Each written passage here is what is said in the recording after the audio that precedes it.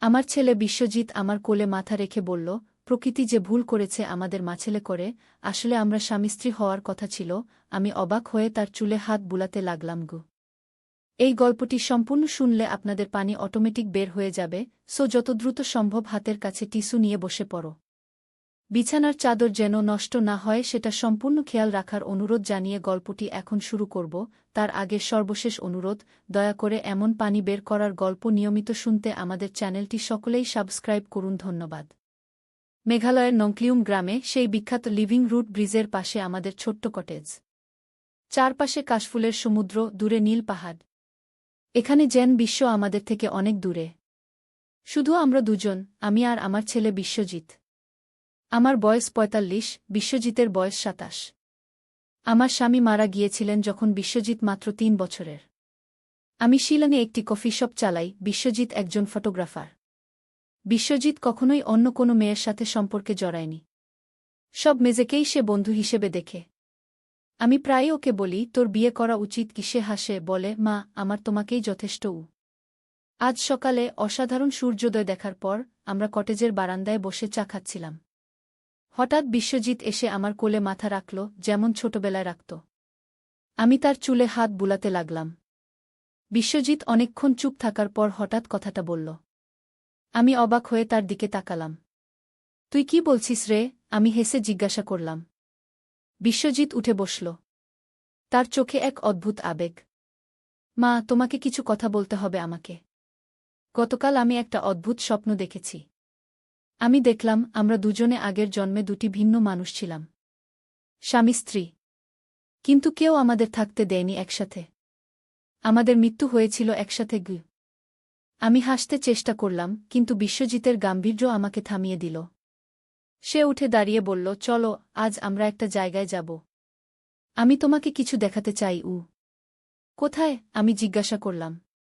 তোমার জন্মদিনের উপহার। বিশ্বজিৎ মুচকি হেসে বলল, আমার জন্মদিন আজ থেকে ২ দিন পরে। আমি মাথা নাড়লাম। আচ্ছা, চলো। কিন্তু আগে আমাকে বল, তুই ঠিক আছিস তো? বিশ্বজিৎ কোনো উত্তর দিল না। সে শুধু ইশারা করল জলদি তৈরি হতে। আমরা বাইকে করে রওনা দিলাম। বিশ্বজিৎ বাইক চালাচ্ছিল। আমি পিছনে বসেছিলাম। পাহাড়ি রাস্তায় উঠতে উঠতে আমরা যেন মেঘের রাজ্যে পৌঁছে গেলাম। এই রাস্তাটা আমি কখনো দেখিনি আগে। পাহাড়ের একদম চূড়ায় পৌঁছে বিশ্বজিৎ বাইক থামাল। এটা কি জায়গা? আমি জিজ্ঞাসা করলাম। মা, এটাই সেই পাহাড় যেটার ছবি আমি বছরখানেক আগে তুলেছিলাম, মনে আছে? সেই যে তুমি বলেছিলে এত সুন্দর জায়গা যে একবার দেখতে চাও। আমি মাথা নাড়লাম। হ্যাঁ, মনে আছে খুব। বিশ্বজিতের তোলা ছবিগুলো আমি প্রায় দেখি।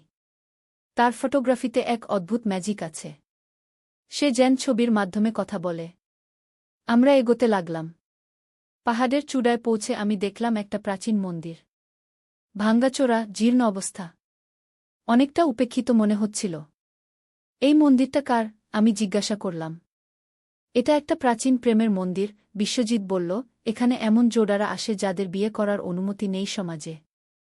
এখানে তারা বিয়ে করে প্রতিজ্ঞা করে যে পরজন্মে হলেও তারা আবার মিলিত হবে। আমি বিশ্বজিতের দিকে অবাক হয়ে তাকালাম। এই তথ্যগুলো সে কোথায় পেল? আমি কখনো এই মন্দির সম্পর্কে শুনিনি। বিশ্বজিতের চোখে আবার সেই অদ্ভুত চাহনি। মা, আমি আজ সকালে তোমাকে যা বললাম সেটা শুধু একটা স্বপ্ন নয়। আমি গত কয়েক বছর ধরে অদ্ভুত সব স্বপ্ন দেখছি। একই স্বপ্ন বারবার। একটা নারী আর একটা পুরুষ। তারা প্রেমে পড়েছিল। কিন্তু তাদের পরিবার রাজি ছিল না। তারা পালিয়ে এসেছিল এই মন্দিরে। এখানে বিয়ে করেছিল। তারপর তারপর কি? আমি জিজ্ঞাসা করলাম। তারপর তাদের হত্যা করা হয়েছিল, মা। তাদের পরিবারের লোকেরা তাদের খুঁজে বের করে এখানেই হত্যা করেছিল। আমি শিউরে উঠলাম। এসব কি বলছিস তুই? বিশ্বজিৎ আমার হাত ধরে মন্দিরের ভেতরে নিয়ে গেল। মন্দিরের ভেতরে অনেক পুরনো মূর্তি। আমি দেখলাম দুটি স্কেলেটন একে অপরকে জড়িয়ে ধরে আছে। প্লাস্টিকের স্কেলেটন, কোনো দর্শনার্থীদের ভয় দেখানোর জন্য বোধ হয়। দেখো, বিশ্বজিৎ বলল, এরাই সেই প্রেমিক প্রেমিকা। এরা মারা যাওয়ার আগে প্রতিজ্ঞা করেছিল যে তারা পরজন্মে আবার মিলিত হবে। আমি অবাক হয়ে সেই স্কেলেটনগুলোর দিকে তাকিয়ে রইলাম। আবার শিউরে উঠলাম। বিশ্বজিৎ, এসব কি বলছিস তুই? কেন আমাকে এখানে নিয়ে এসেছিস? চল বাড়ি ফিরি। বিশ্বজিৎ আমার দিকে তাকিয়ে হাসল। বাড়ি ফিরব, কিন্তু আগে আমার উপহারটা তোমাকে দেব। সে পকেট থেকে একটা ছোট বাক্স বের করল।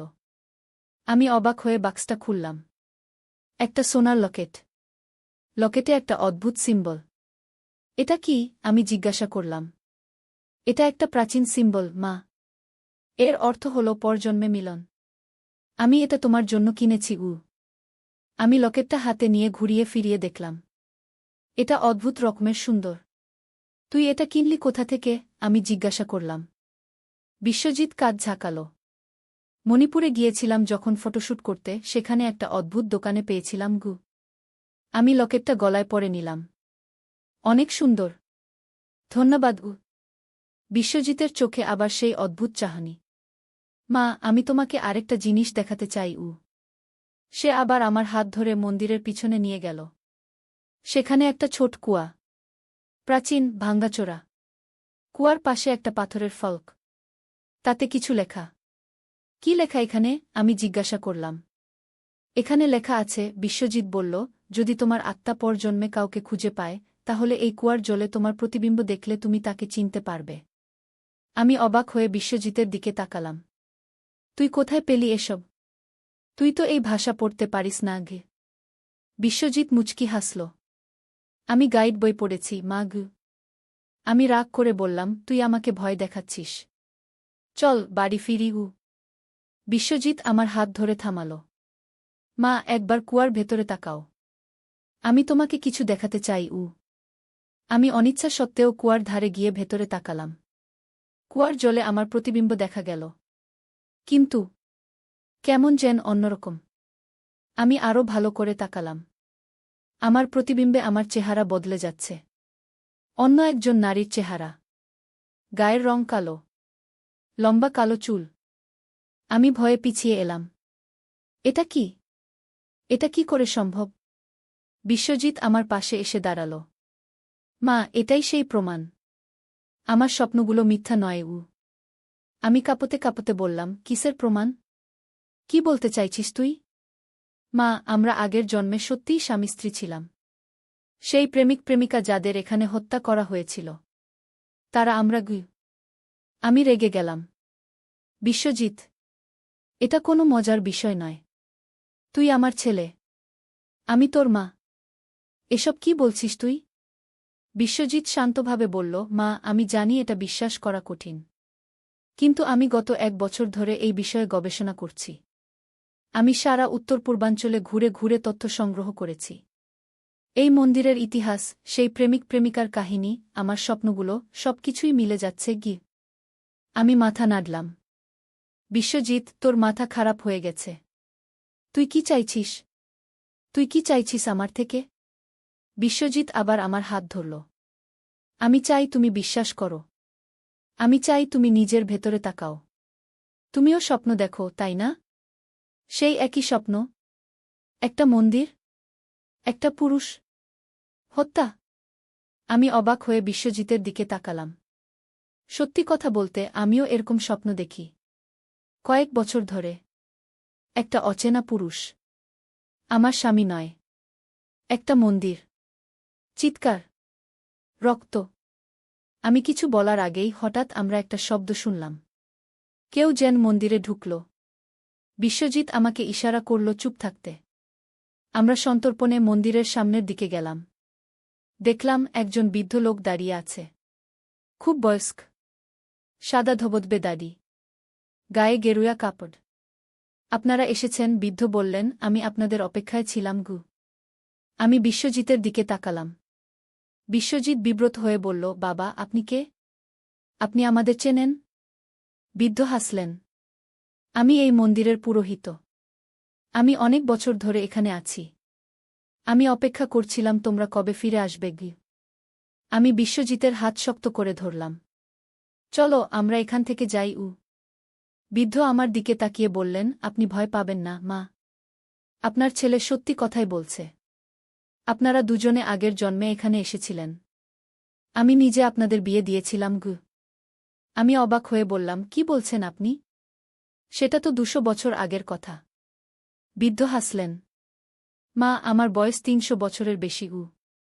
আমি বিশ্বজিতের দিকে তাকালাম। বিশ্বজিৎ, এই লোকটাকে তুই কোথায় পেলি? বিশ্বজিৎ মাথা নাড়ল। মা, আমি একে কখনো দেখিনি আগে। বৃদ্ধ আবার বললেন, আপনারা আমার সাথে আসুন। আমি আপনাদের একটা জিনিস দেখাতে চাই। আমরা অনিচ্ছা সত্ত্বেও বৃদ্ধের পিছনে পিছনে গেলাম। তিনি আমাদের মন্দিরের নিচে একটা গুহার মতো জায়গায় নিয়ে গেলেন। সেখানে একটা দরজা। দরজা খুলে তিনি আমাদের ভেতরে নিয়ে গেলেন। ভেতরে একটা ছোট ঘর, মাটির নিচে। আলোর অভাবে কিছুই দেখা যাচ্ছিল না। বৃদ্ধ একটা মশাল জ্বালালেন। মশালের আলো আমরা দেখলাম ঘরের দেয়ালে অনেক ছবি আঁকা। প্রাচীন ছবি, হাতে আঁকা। একটা পুরুষ আর একটা মেয়ে। তারা দুজনে মন্দিরে আসছে, বিয়ে করছে। হঠাৎ কিছু লোক আসছে, তাদের আক্রমণ করছে, হত্যা করছে। আমি ভয়ে চোখ বন্ধ করে ফেললাম। বৃদ্ধ বললেন, আপনারা দেখুন এই ছবিগুলো। আমি চোখ খুলে ছবিগুলো আবার দেখলাম। আমি অবাক হয়ে দেখলাম ছবিতে আঁকা নারীটি দেখতে অনেকটা আমার মতো, আর পুরুষটি অনেকটা বিশ্বজিতের মতো। এটা কি করে সম্ভব? আমি বিটবিট করে বললাম। বৃদ্ধ বললেন, আপনারা দুজনে পুনর্জন্ম নিয়েছেন। আপনাদের আত্মা আবার ফিরে এসেছে। কিন্তু এবার আপনারা মাছেলে হিসেবে জন্মেছেন। এটা প্রকৃতির একটা রসিকতা। আপনাদের আত্মা একে অপরকে চিনতে পেরেছে, কিন্তু আপনাদের সম্পর্ক এখন সম্পূর্ণ ভিন্ন। আমি অবাক হয়ে বললাম, কিন্তু এসব বিশ্বাস করা যায় না। এসব তো অন্ধবিশ্বাস। বৃদ্ধ শান্তভাবে বললেন, মা, আপনি আপনার ছেলেকে জিজ্ঞাসা করুন, সে কেন কখনো কোনো মেয়ের সাথে সম্পর্কে জড়ায়নি। আমি বিশ্বজিতের দিকে তাকালাম। বিশ্বজিৎ মাথা নিচু করে দাঁড়িয়েছিল। বৃদ্ধ আবার বললেন, আপনি নিজেকে জিজ্ঞাসা করুন, আপনি কেন কখনো আবার বিয়ে করেননি। আমি চমকে উঠলাম। আমার স্বামী বীরেন মারা যাওয়ার পর আমি অনেক প্রস্তাব পেয়েছি, কিন্তু কখনোই আমি রাজি হইনি। বিশ্বজিৎকে পরিবার দেওয়ার জন্য নয়, অন্য কোনো কারণে। একটা অদ্ভুত অনুভূতি যে আমার স্বামী বীরেন নয়, আমার জীবনে অন্য কেউ আছে, যাকে আমি খুঁজছি। এগুলো সব কাকতালীয়। আমি বললাম, আমরা এখান থেকে যাব এখন। বৃদ্ধ হাসলেন। যাবেন অবশ্যই, কিন্তু আগে আমার কথা শুনুন। আপনাদের জীবনে অশান্তি হচ্ছে কারণ আপনাদের আত্মা এখনও মুক্তি পায়নি। আপনাদের পূর্বজন্মের ট্র্যাজেডির পুনরাবৃত্তি হতে পারে, যদি আপনারা পূর্বজন্মের সমস্যা সমাধান না করেন। কি সমস্যা? বিশ্বজিৎ জিজ্ঞাসা করল। আপনাদের মৃত্যুর জন্য যে দায়ী তাকে ক্ষমা করতে হবে, বৃদ্ধ বললেন, আর সেই ব্যক্তি এখনও বেঁচে আছে। আমি অবিশ্বাসের সাথে হেসে উঠলাম। আপনি বলছেন 200 বছর আগের কেউ এখনও বেঁচে আছে? বৃদ্ধ গম্ভীরভাবে মাথা নাড়লেন। হ্যাঁ, তিনিও পুনর্জন্ম নিয়েছেন। আর আপনারা তাকে চেনেন? বিশ্বজিৎ অস্থির হয়ে উঠল। কে সে? বৃদ্ধ একটু চুপ থেকে বললেন, সে আপনার ফটোগ্রাফি কোর্সের শিক্ষক অনিরুদ্ধ সেন। বিশ্বজিৎ পিছিয়ে গেল যেন ধাক্কা খেয়ে। অনিরুদ্ধ স্যার? কিন্তু তিনি তো আমার মেন্টর। উনি আমাকে অনেক সাহায্য করেছেন। বৃদ্ধ গম্ভীরভাবে বললেন, তিনি আপনাকে সাহায্য করছেন তার পূর্বজন্মের পাপ মোচনের জন্য। তিনি পূর্বজন্মে আপনাদের পরিবারের একজন ছিলেন, যিনি আপনাদের বিয়ে মানতে পারেননি। তিনি আপনাদের হত্যার নেতৃত্ব দিয়েছিলেন। আমি দৃঢ়ভাবে বললাম, এসব বাজে কথা। আমরা এখন যাচ্ছি। আমি বিশ্বজিতের হাত ধরে টানলাম। বৃদ্ধ একটা ছোট্ট বাক্স আমাদের দিকে এগিয়ে দিলেন। এটা নিয়ে যান। এর ভেতরে একটা পুরনো ডায়েরি আছে, আপনাদের পূর্বজন্মের কাহিনী। বিশ্বজিৎ বাক্সটা নিল। আমরা দ্রুত সেখান থেকে বেরিয়ে এলাম। বাইকে করে ফেরার পথে আমরা দুজনেই চুপ ছিলাম। বাড়ি পৌঁছে আমি বিশ্বজিৎকে বললাম, তুই পাগল হয়ে গেছিস। এসব কি করছিস? বিশ্বজিৎ চুপ করেছিল। সে বাক্সটা খুলল। ভেতরে সত্যিই একটা পুরনো ডায়েরি, ইংরেজিতে লেখা। তারিখ 1/8/21। আমরা দুজনে মিলে ডায়েরি পড়তে লাগলাম। একটি ব্রিটিশ মহিলার ডায়েরি। একজন ভারতীয় পুরুষের প্রেমে পড়েছিলেন তিনি। তাদের বিয়ে করার অনুমতি দেয়নি সমাজ। তারা পালিয়ে এসেছিলেন এই মন্দিরে। এখানে বিয়ে করেছিলেন, কিন্তু মহিলার ভাই তাদের খুঁজে বের করে এখানেই হত্যা করেছিল। ডায়েরির শেষে একটা ছবি, একটি সাদাকালো ফটোগ্রাফ। একজন ব্রিটিশ মহিলা আর একজন ভারতীয় পুরুষ। মহিলার চেহারা অনেকটা আমার মতো। আর পুরুষটি বিশ্বজিতের মতো। আমি ডায়েরিটা বন্ধ করে দিলাম। এটা কোনো প্রমাণ নয়। এটা বানানো হতে পারে কি? বিশ্বজিৎ চুপ করেছিল। তারপর বলল, চলো আমরা এটা যাচাই করি কি। কিভাবে? অনিরুদ্ধ স্যারকে জিজ্ঞাসা করে কি। পরের দিন আমরা শিলং গেলাম। অনিরুদ্ধ সেন শিলং বিশ্ববিদ্যালয়ে ফটোগ্রাফি শেখান। বিশ্বজিতের মেন্টর। 60-এর কাছাকাছি বয়স। সাদা চুল, গোঁফ। বিশ্বজিৎ অনিরুদ্ধ স্যারের বাসায় গেল। আমি সাথে ছিলাম। অনিরুদ্ধ স্যার আমাদের দেখে অবাক হলেন। কি ব্যাপার বিশ্বজিৎ? তোমার মাকে নিয়ে এসেছ? বিশ্বজিৎ সোজাসুজি জিজ্ঞাসা করল, স্যার, আপনি কি কখনো নংক্লিউম গ্রামের প্রাচীন মন্দিরে গেছেন?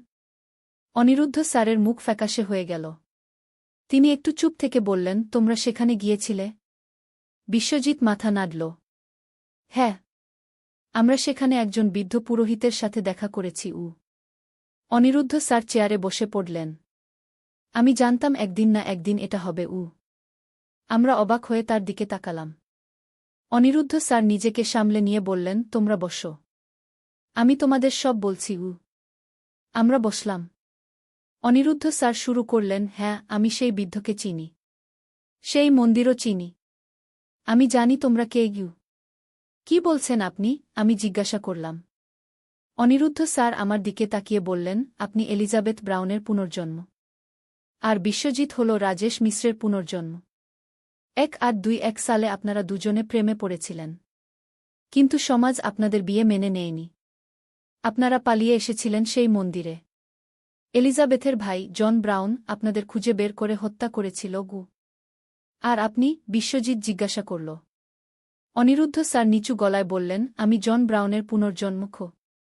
আমরা স্তব্ধ হয়ে গেলাম। অনিরুদ্ধ স্যার আবার বললেন, আমি সারা জীবন এই পাপের বোঝা বহন করে চলেছি।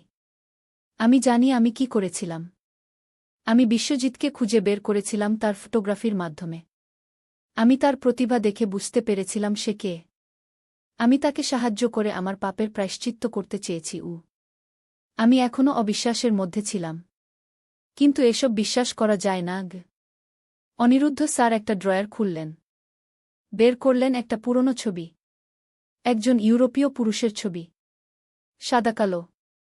1800 সালের দিকের পোশাক। সেই পুরুষটি দেখতে হুবহু অনিরুদ্ধ স্যারের মতো। এই ছবিটা জন ব্রাউনের। অনিরুদ্ধ স্যার বললেন, যখন আমি ছোট ছিলাম আমি প্রতি রাতে দুঃস্বপ্ন দেখতাম। আমি দেখতাম আমি একজন মহিলা আর একজন পুরুষকে হত্যা করছি। আমি স্পষ্ট দেখতে পেতাম তাদের চেহারা। তারা তোমরা দুজন। আমার মাথা ঘুরতে লাগল। এসব বিশ্বাস করা কঠিন। কিন্তু সবকিছু এত স্পষ্টভাবে মিলে যাচ্ছে। অনিরুদ্ধ স্যার আবার বললেন, আমি জানি এটা বিশ্বাস করা কঠিন। কিন্তু আমি জানি এটা সত্যি। আমি জানি তোমরা দুজনে এখনো যন্ত্রণা ভোগ করছ। তোমাদের আত্মা মুক্তি চায়। কি করতে হবে আমাদের? বিশ্বজিৎ জিজ্ঞাসা করল। তোমাদের আবার সেই মন্দিরে যেতে হবে। সেই বৃদ্ধ পুরোহিত তোমাদের বলবে কি করতে হবে। পরদিন আমরা আবার সেই মন্দিরে গেলাম। অনিরুদ্ধ স্যারও আমাদের সাথে গেলেন। বৃদ্ধ পুরোহিত যেন আমাদের অপেক্ষায় ছিলেন। তিনি দেখে মুচকি হাসলেন। তোমরা ফিরে এসেছ। ভালো। অনিরুদ্ধ স্যার বৃদ্ধকে প্রণাম করলেন।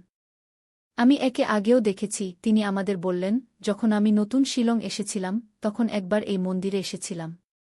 এই বৃদ্ধ আমাকে সব বলেছিলেন। বৃদ্ধ বললেন, আপনারা এসেছেন ভালো করেছেন। আজ রাতে পূর্ণিমা। আজ আপনারা আপনাদের আত্মার শান্তি ফিরে পাবেন। সূর্য ডুবে গেল। পূর্ণিমার চাঁদ উঠল। বৃদ্ধ আমাদের মন্দিরের পিছনে নিয়ে গেলেন, যেখানে সেই কুয়াটা আছে। এই কুয়ার জলে আপনারা আপনাদের পূর্বজন্মের প্রতিবিম্ব দেখেছেন। বৃদ্ধ বললেন, এখন আপনাদের তিনজনকে এই কুয়ার জলে একসাথে তাকাতে হবে। তিনজনে একসাথে। আমরা তিনজন কুয়ার পাশে গিয়ে ভেতরে তাকালাম। জলে আমাদের প্রতিবিম্ব দেখা গেল। কিন্তু তারপর আমাদের প্রতিবিম্ব বদলে যেতে লাগল। আমি দেখতে পেলাম আমি একজন ইউরোপীয় মহিলা। বিশ্বজিৎ একজন ভারতীয় পুরুষ। অনিরুদ্ধ স্যার একজন ইউরোপীয় পুরুষ। হঠাৎ আমার মনে হল আমি সব মনে করতে পারছি। আগের জন্মের স্মৃতি। এলিজাবেথ ব্রাউন, ব্রিটিশ সেনা অফিসারের মেয়ে। শিলং এসেছিলাম বাবার সাথে। রাজেশ মিশ্রের সাথে দেখা। প্রেমে পড়া। বাবা ভাইয়ের বিরোধিতা। পালিয়ে যাওয়া। এই মন্দিরে বিয়ে। ভাই জন ব্রাউনের হাতে মৃত্যু। বিশ্বজিতের চোখে আমি দেখতে পেলাম সেও সব মনে করতে পারছে। অনিরুদ্ধ স্যার কাঁদতে লাগলেন। আমি অনেক অন্যায় করেছিলাম। আমাকে ক্ষমা করো গে। বিশ্বজিৎ অনিরুদ্ধ স্যারকে জড়িয়ে ধরল। আমি আপনাকে ক্ষমা করলাম গে। আমিও অনিরুদ্ধ স্যারকে জড়িয়ে ধরলাম। আমিও আপনাকে ক্ষমা করলাম গে। বৃদ্ধ পুরোহিত হাসলেন। ভালো। এবার আপনাদের আত্মা মুক্তি পাবে। আপনাদের পূর্বজন্মের সমস্যা সমাধান হয়েছে গি। আমরা মন্দির থেকে বেরিয়ে এলাম। বিশ্বজিতের হাতে আমার হাত। অনিরুদ্ধ স্যার আমাদের সামনে হাঁটছিলেন।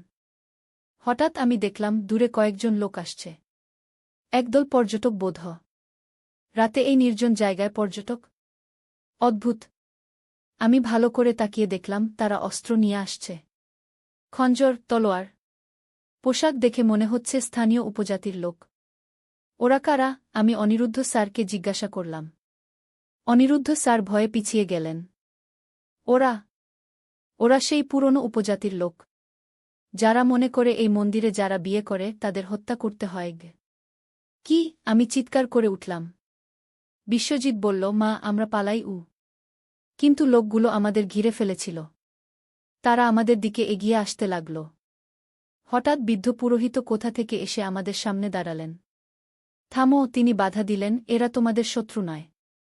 এরা এখানে শান্তিতে এসেছে গি। লোকগুলো থেমে গেল। তাদের নেতা বলল, আমরা শুনেছি আবার কেউ এই মন্দিরে বিয়ে করেছে। আমরা তাদের শাস্তি দিতে এসেছি। বৃদ্ধ শান্তভাবে বললেন, এরা বিয়ে করেনি। এরা শুধু তাদের পূর্বজন্মের পাপের প্রায়শ্চিত্ত করতে এসেছে গি। নেতা বৃদ্ধকে অবিশ্বাসের সাথে দেখছিল। বৃদ্ধ আবার বললেন, তোমরা জানো না এই মন্দিরের আসল উদ্দেশ্য কি? এটা শুধু বিয়ের জন্য নয়। এটা আত্মার মুক্তির জন্য। তোমাদের পূর্বপুরুষরা ভুল করেছিল। তারা মনে করত এখানে বিয়ে করলে অভিশাপ লাগে। কিন্তু আসলে এটা আশীর্বাদ। এখানে যারা বিয়ে করে তাদের আত্মা চিরকাল একসাথে থাকে গু। নেতা দ্বিধায় পড়ল।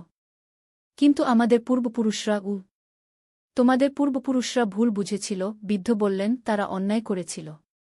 তাদের পাপের শাস্তি তোমরা ভোগ করছ। তোমাদের উপজাতির অবনতি হচ্ছে সেই কারণে গি। নেতা ভাবতে লাগল। বৃদ্ধ আবার বললেন, আজ তোমাদের একটা সুযোগ আছে। তোমরা যদি এদের ক্ষমা করো তাহলে তোমাদের উপজাতির অভিশাপও দূর হবে গু। নেতা তার লোকদের দিকে তাকাল। তারা কিছুক্ষণ পরামর্শ করল। তারপর নেতা বলল, আমরা তোমাদের ক্ষমা করলাম। আমরা আর কখনো এই মন্দিরে কাউকে বাধা দেব না গিয়ে। বৃদ্ধ হাসলেন। ভালো। এবার তোমাদের উপজাতীয় উন্নতি করবে গি। উপজাতির লোকেরা চলে গেল। আমরা বৃদ্ধকে ধন্যবাদ জানালাম। বৃদ্ধ বললেন, তোমাদের আত্মা এখন মুক্ত। তোমরা যে সম্পর্কে আছো সেই সম্পর্কে থাকো। মা ছেলে, এটাই এখন তোমাদের নিয়তি গু। আমরা মাথা নাড়লাম। বৃদ্ধ আবার বললেন, কিন্তু এখন তোমরা জানো তোমাদের মধ্যে যে বন্ধন সেটা শুধু এই জন্মের নয়। সেটা চিরকালের।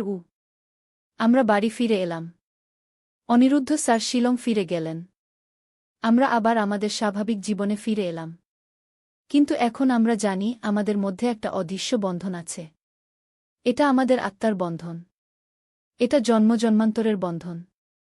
বিশ্বজিৎ এখন অন্য দৃষ্টিতে দেখে জীবনকে। সে অনেক মেয়ের সাথে ঘুরতে শুরু করেছে।